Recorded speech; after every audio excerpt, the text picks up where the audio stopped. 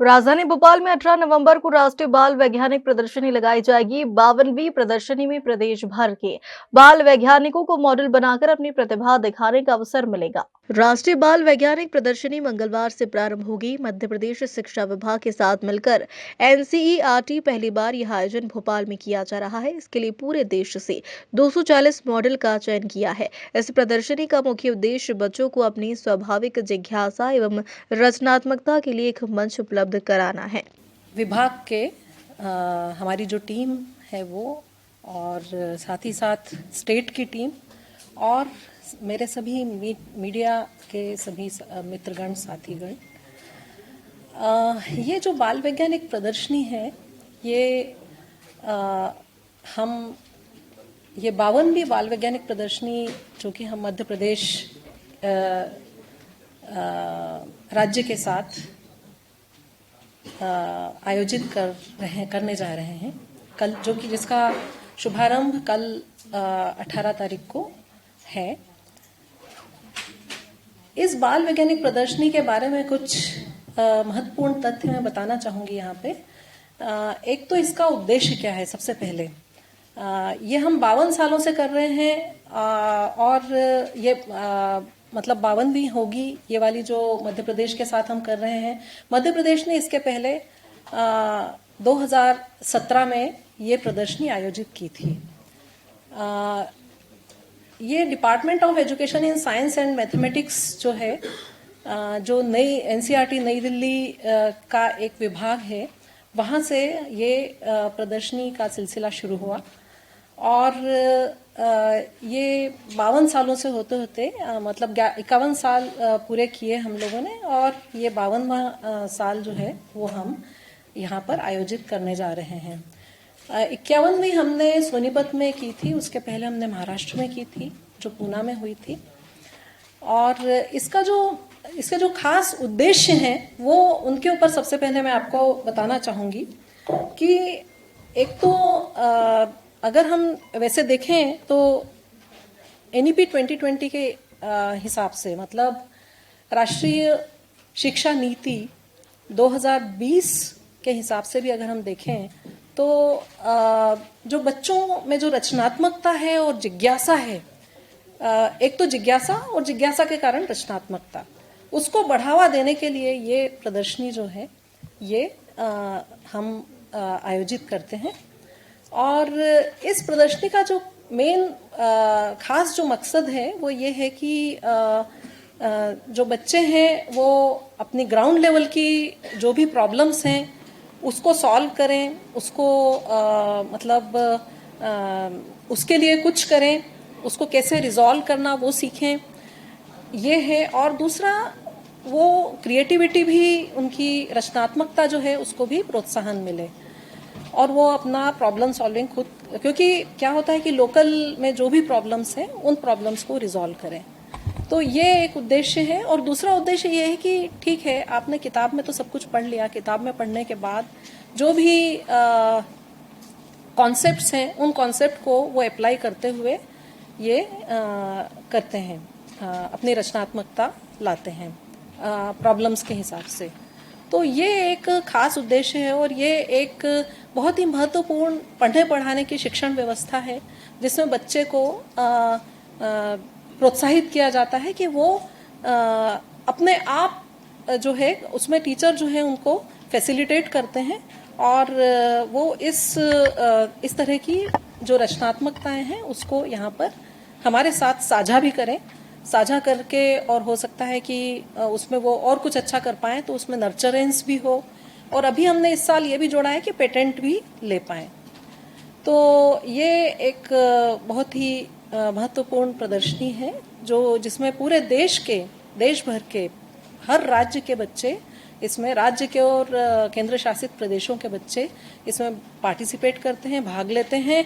और उसके अलावा हमारे 7 ऑर्गेनाइजेशन हैं जिसमें सीबीएसई है, केंद्रीय विद्यालय संगठन है, उसके अलावा ये है जवाहर नवोदय विद्यालय समिति जो है उसके जितने भी स्कूल्स हैं, फिर सेंट्रल तिब्बतन स्कूल के बच्चे होते हैं, इसमें एटॉमिक एनर्जी स्कूल के बच्चे होते हैं, उसके अलावा इसमें हमने 2 साल से national education society for tribal schools, उसके बच्चे भी हमने इसमें ऐड किए हैं और इस साल उसके 11 बच्चे हैं जो अपने एग्जिबिट जो हैं वो प्रदर्शित करने वाले हैं, उसका शोकेसिंग करने वाले हैं। और इसमें विजिटर्स बच्चे जो हैं वो आएंगे और वो भी उनके साथ ये सब कुछ जो रचनात्मकताएं हैं बच्चों की, ये सारे कुछ साझा होंगी।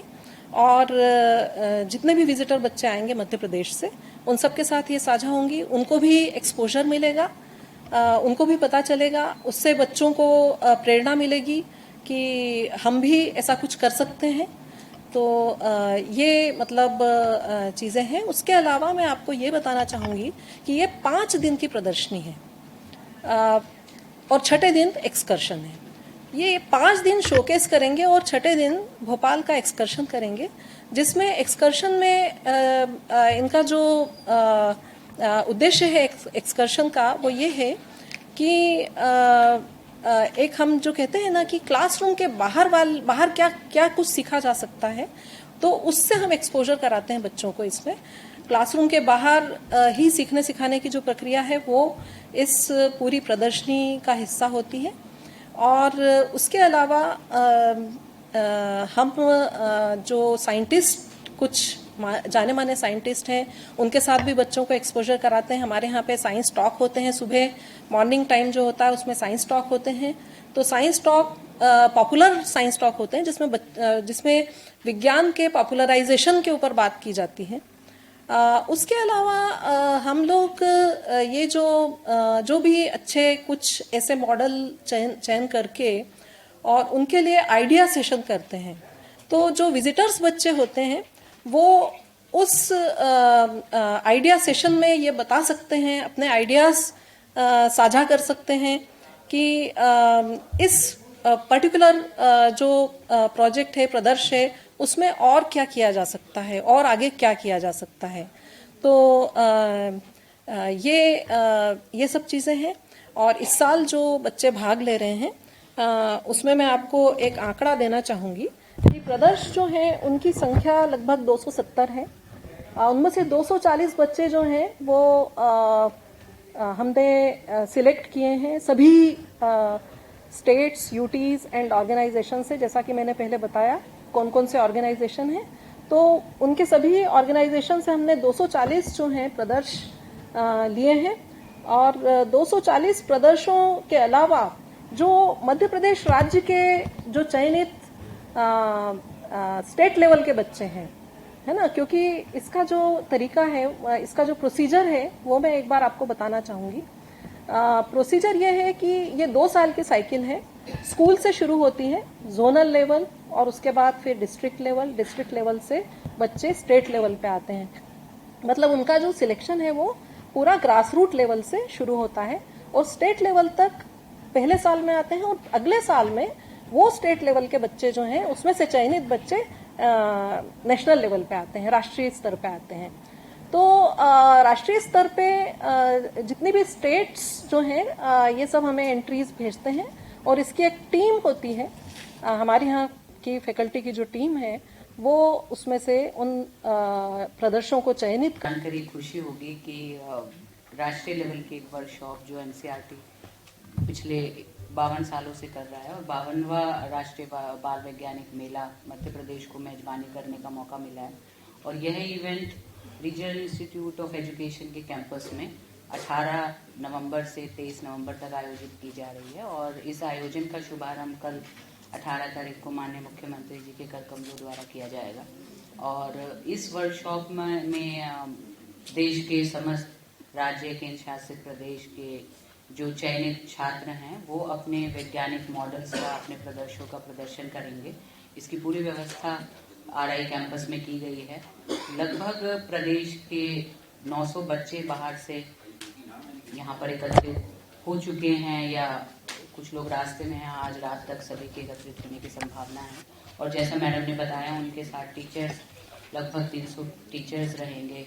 और जो उसकी पूरी कैलेंडर है वो हम लोग आपके साथ शेयर करेंगे। मॉर्निंग में विज्ञान से संबंधित, क्योंकि बच्चों की उम्र जो है लगभग 14 से 18 साल के जो बच्चे हैं मुख्यतः वो इसमें प्रतिभागी होंगे, चाहे जो अपना प्रदर्शन दिखा रहे हों वो, या मध्य प्रदेश से भी जो 5 दिन ये प्रदर्शनी लगेगी उसमें बाकी बच्चों को भी मॉडल से सीखना, और उनके अंदर मुख्य उद्देश्य यही है कि इस प्रदर्शनी के माध्यम से हम किसी तरह वैज्ञानिक जागरूकता और उत्सुकता क्रिएट कर पाएं, ताकि बच्चे वैज्ञानिक सोच के साथ साथ जो विभिन्न प्रदेशों से आए बच्चे हैं उनके रीति रिवाज संस्कृति उसका भी आप देखेंगे संगम यहाँ पर देखने को मिलेगा। मॉर्निंग में जैसे वैज्ञानिक वार्ताएं होंगी, इवनिंग में जो पार्टिसिपेंट्स बच्चे हैं वही अपने कुछ कल्चरल प्रोग्राम भी तैयार करके लेकर आते हैं, यही प्रथा है, तो वो भी मंच पर अपना प्रदर्शन करेंगे और बाकी बच्चे उन्हें देखेंगे।